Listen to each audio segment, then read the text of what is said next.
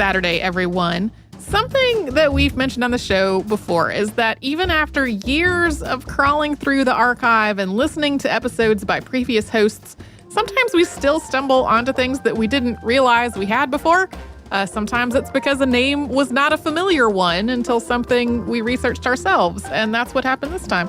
I was scrolling through the list and a name rang a bell thanks to a recent episode, and that was Johann Dippel. And Johann Conrad Dippel came up in our live podcast, The Mysteries of the Color Blue. And it turns out previous host Sarah and Deblina did a whole episode on him back in November of 2012. So enjoy. Welcome to Stuff You Missed in History Class, a production of iHeartRadio's How Stuff Works.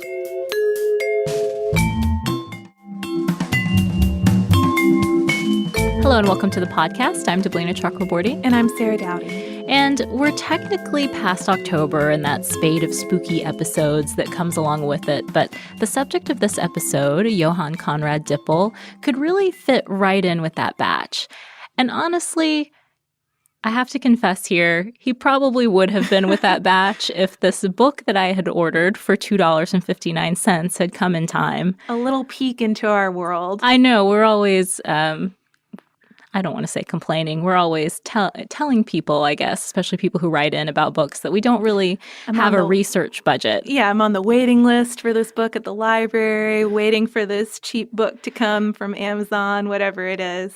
Yeah, so we're kind of at the mercy of what's available. Of time, just like everyone else. Of time, yeah. So if we take a while to do your request, sometimes this is why. We're just waiting to be moved up on the waiting list. But back to our story. Dippel's story really straddles a line between spooky and science. And I think that's why it makes a good non-Halloween episode, too. I mean, we've really come to love these science episodes that we've done, and this really fits in with that. Yeah, they're a lot of fun. They're popular with listeners, and I don't know, they're just a little outside of our normal repertoire almost. But yeah.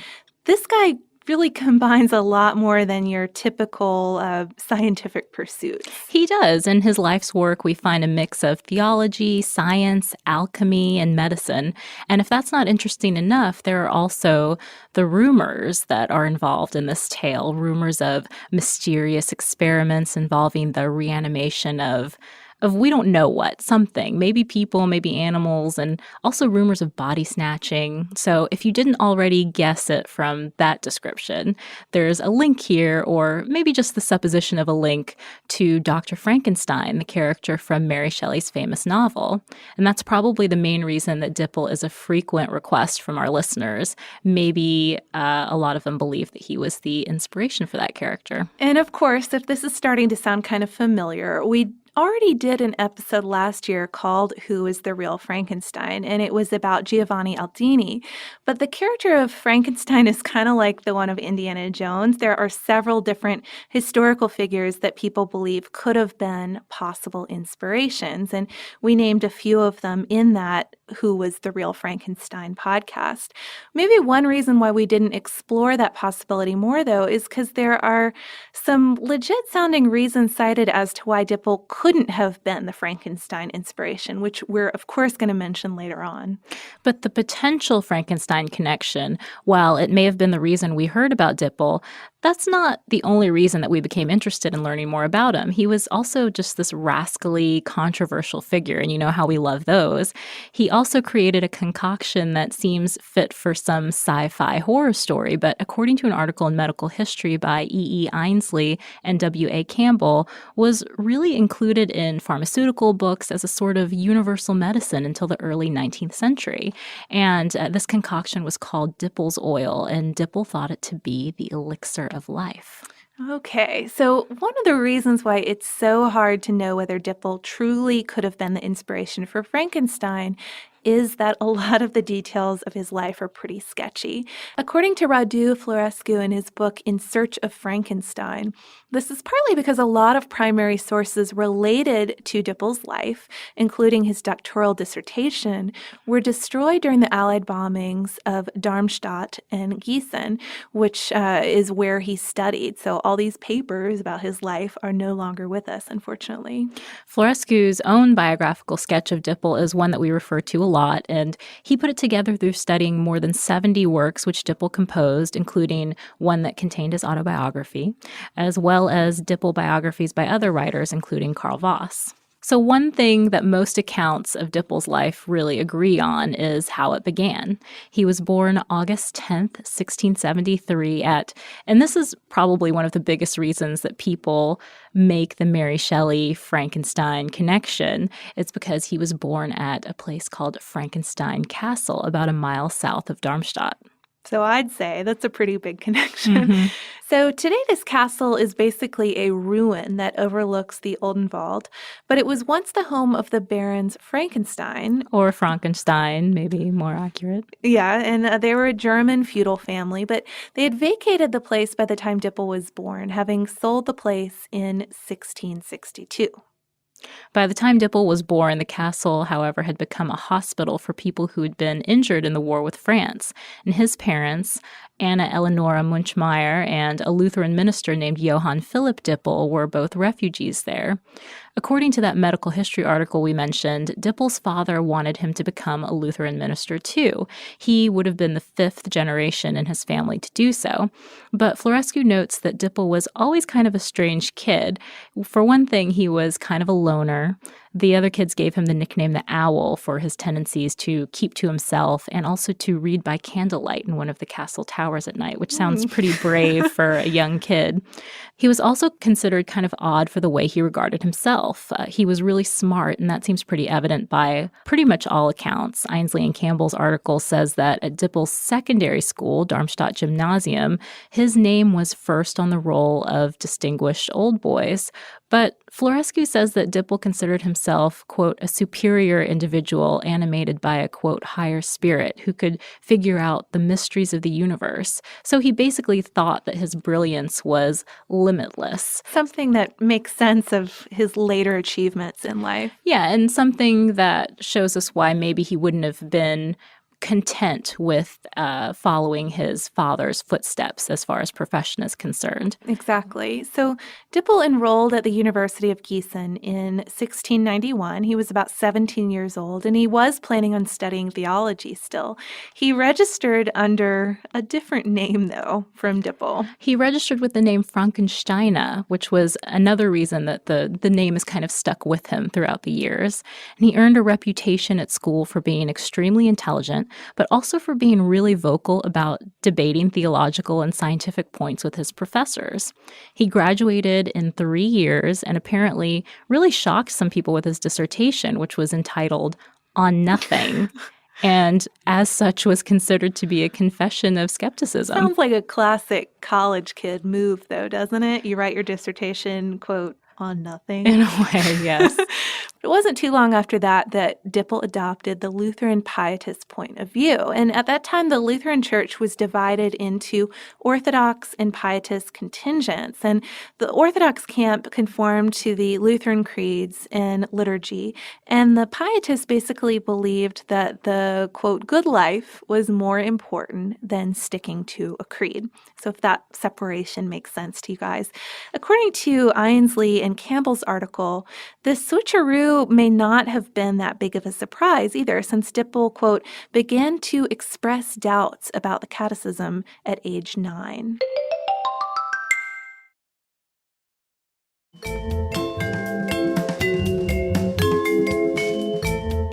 But Florescu asserts that Dippel's tendency to change his stance seems to have had more to do with him wanting to win a debate than any sort of real desire to find a fundamental truth, which I think is sort of interesting. It's like it was more about the argument itself than what he was arguing. He believed. Regardless of this wavering stance, though, he wrote extensively on theology, and those works puzzled a lot of people because he did kind of go back and forth. Ainsley and Campbell cite one professor who was really confused by Dippel's theological work. He said, quote, "A man must have the gift of divination to be able to deduce a regular and consistent system of doctrine from the various productions of this incoherent and unintelligible writer, who was a chemist into the bargain, and whose brain seems to have been heated to a high degree of fermentation by the fire of the laboratory." I don't know about you, Deblina, but this makes the editor in me just squirm. Oh, I know. I'm imagining having to edit this guy. But if you look up works about Dippel now, a lot of what's out there focuses on his theological career. But even after earning a degree in theology, he didn't really stick to what he seemed to know best, to lecturing about just theology. He was somebody who, for whatever reason, had a lot of confidence in lecturing about things that he knew very little, if anything, about. After graduating, he didn't get a teaching position at the University of Gießen, maybe because he had sort of rubbed folks the wrong way with all of that switcheroo debating he did. So he moved on to the Imperial University of Strasbourg in 1694, where, according to Bob Curran's book, Man-Made Monsters, he started lecturing for a short time on alchemy and chiromancy, which is fortune-telling, until his license to teach there was revoked. That already gives you a pretty good sense of this guy's diversity. If he's not just talking about theology, he's talking about fortune-telling. Yeah, and at this point, I mean, and alchemy too, and at this point he hadn't really even studied alchemy that much, and you kind of indicated that when you said that he was always lecturing about things that he really didn't know that much about. He just sort of felt confident enough that he could teach other people, even though he didn't have expertise in these areas himself. But Florescu also notes that Dippel didn't necessarily need to find an official classroom to teach these things. While in Strasbourg, he became known for lecturing in all kinds of spots, salons, taverns, churches, or even just lecturing out in the street. And he would lecture on all kinds of things too, though astrology and chiromancy were probably the most popular. According to Ainsley and Campbell's article, Dippel also practiced palmistry during this time. I don't know. To me, an open-air lecture on palmistry sounds like it would be pretty entertaining.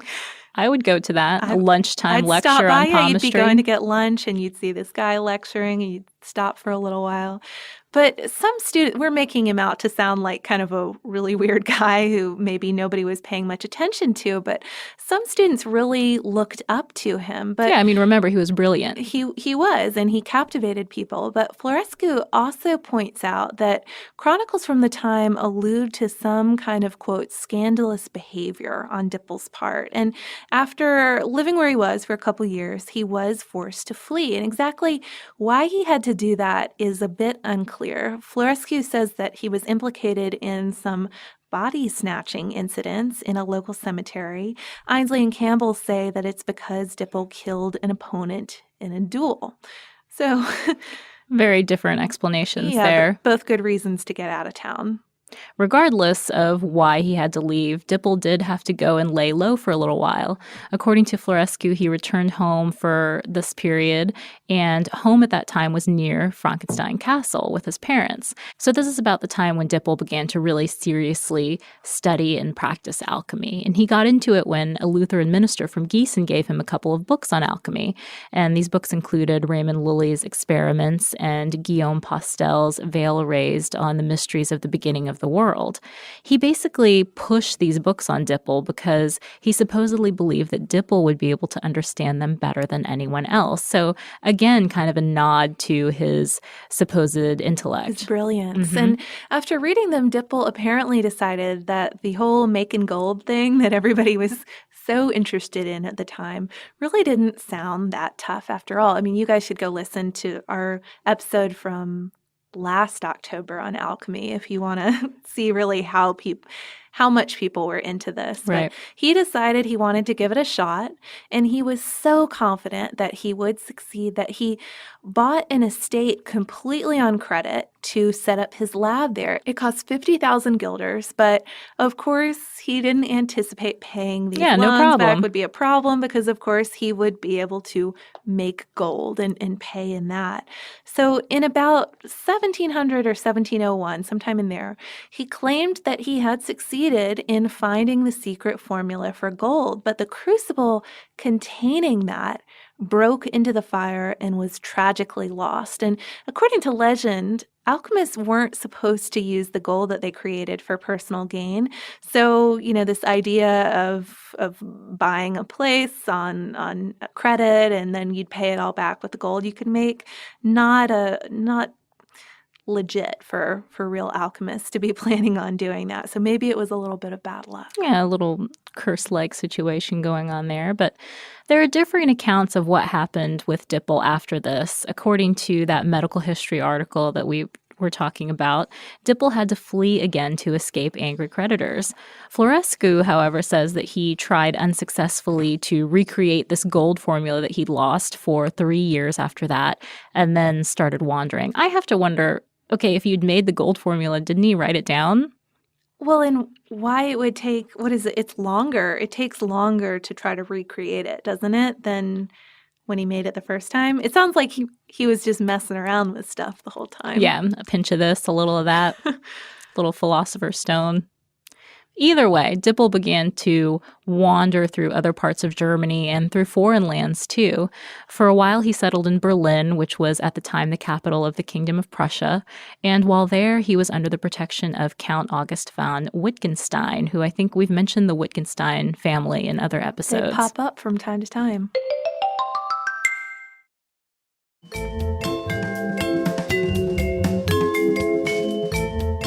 The Count convinced King Frederick I to set Dippel up with a mansion and a nice laboratory, and it's there that he started experiments of a very different nature. He set out to discover an elixir that would cure a variety of conditions, kind of like a universal medicine. So it sounds like something that we would all kind of want, right? Something to cure whatever ails you. Only listen to how he created it. So in order to create this wonder product of his, he started experimenting with distilling animal parts, namely blood, first, and then bones, which he would boil to extract the fatty matter. And according to Florescu, quote, the product was conducted through iron condensing tubes and fed into receivers where the crude bone oil collected. That doesn't sound very good. That product, according to Ainsley and Campbell, smelled and tasted pretty gross, as you would imagine, but it was used in medical practice to cure a number of ailments. And for a while, it had a good reputation as a medicine until the end of the 18th century. It was named Dippel's oil or Dippel's animal oil, and it was said to stimulate the nervous system if you took it internally. But I think people used to rub it on the outside of their bodies as well. They did not want to consume it necessarily. I don't know if they didn't want to, but you didn't necessarily have to. I guess it depended on what you were trying to treat. I think I read that you could use it to treat spasms, maybe rub it on. It's a miracle product. I mean, I guess it works for just about anything. Although Dippel's animal oil does not make it sound appealing either.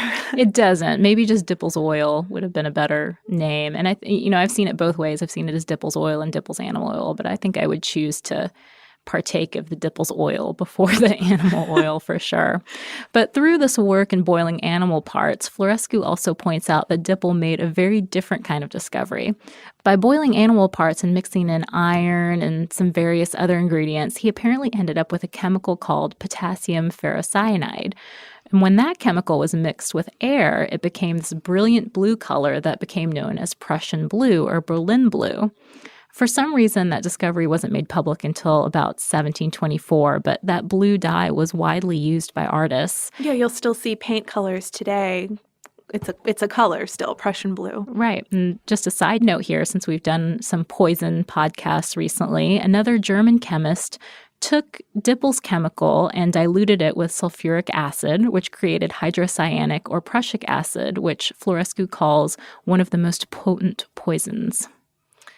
So all of this here, we have this miracle drug, and you'd think that Dippel's oil and Prussian blue, the color, the paint, the pigment, would have been enough to earn Dippel some measure of wealth and respect, but he kept getting implicated in various scandals. Florescu asserts that this was a result of other scientists and alchemists being jealous of him and thus making him the subject of their intrigue, but regardless of the reason, Dippel had to stay on the move pretty much most of his life, according, again, to Florescu, another similarity to Shelley's Frankenstein, who, as you remember from the book, is pretty much always on the move.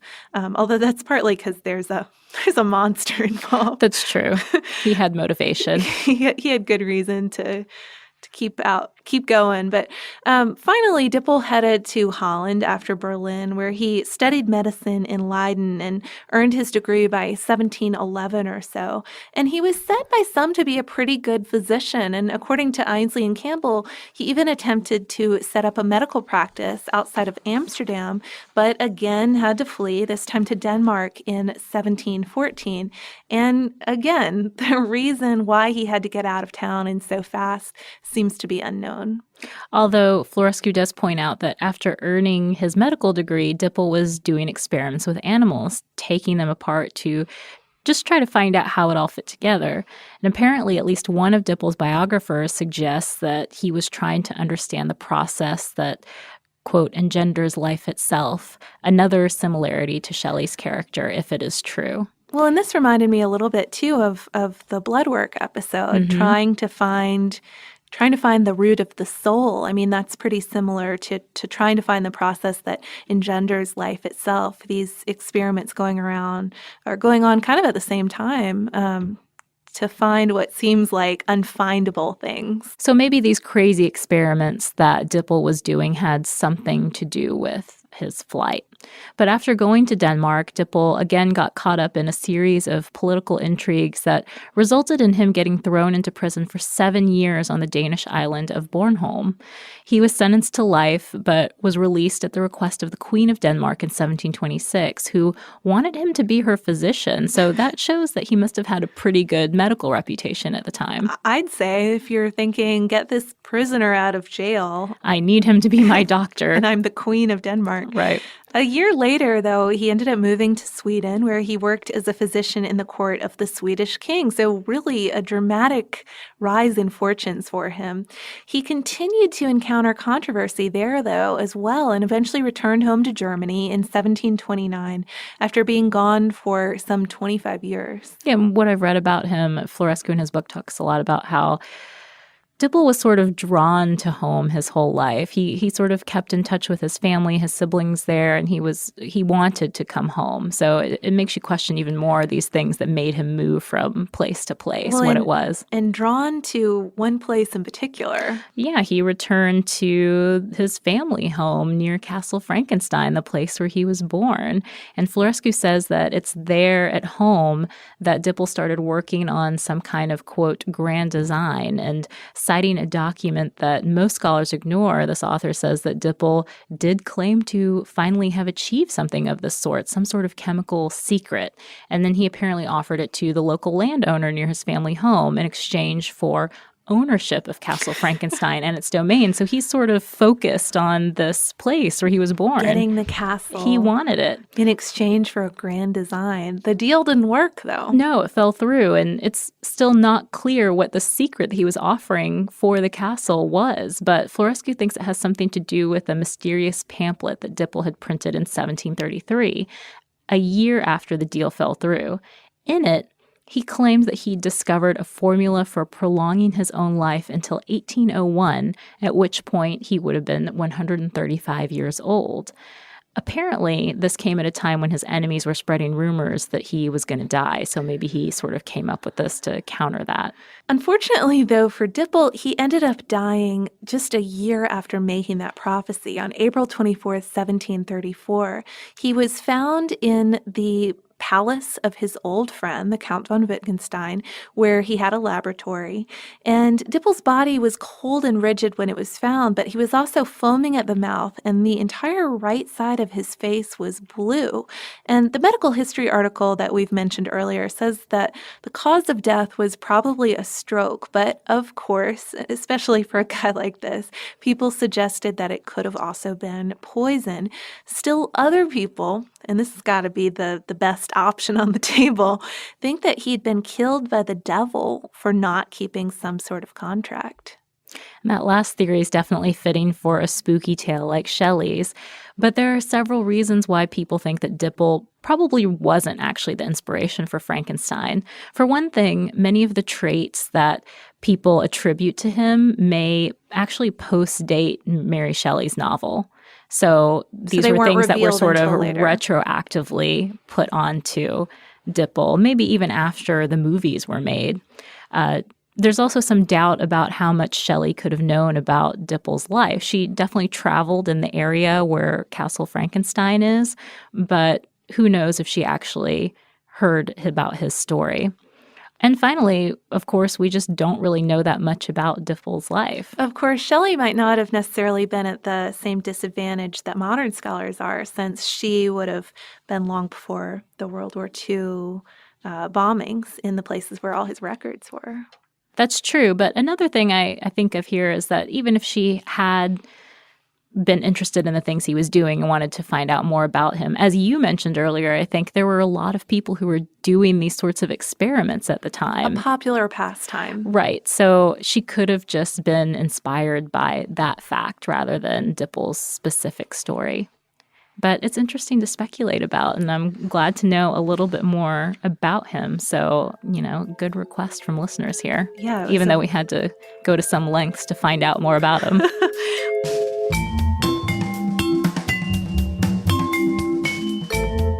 Thank you so much for joining us on this Saturday. If you have heard an email address or a Facebook URL or something similar over the course of today's episode, since it is from the archive, that might be out of date now. You can email us at historypodcast@howstuffworks.com, and you can find us all over social media at Missed in History. And you can subscribe to our show on Apple Podcasts, Google Podcasts, the iHeartRadio app, and wherever else you listen to podcasts. Stuff You Missed in History Class is a production of iHeartRadio's How Stuff Works. For more podcasts from iHeartRadio, visit the iHeartRadio app, Apple Podcasts, or wherever you listen to your favorite shows.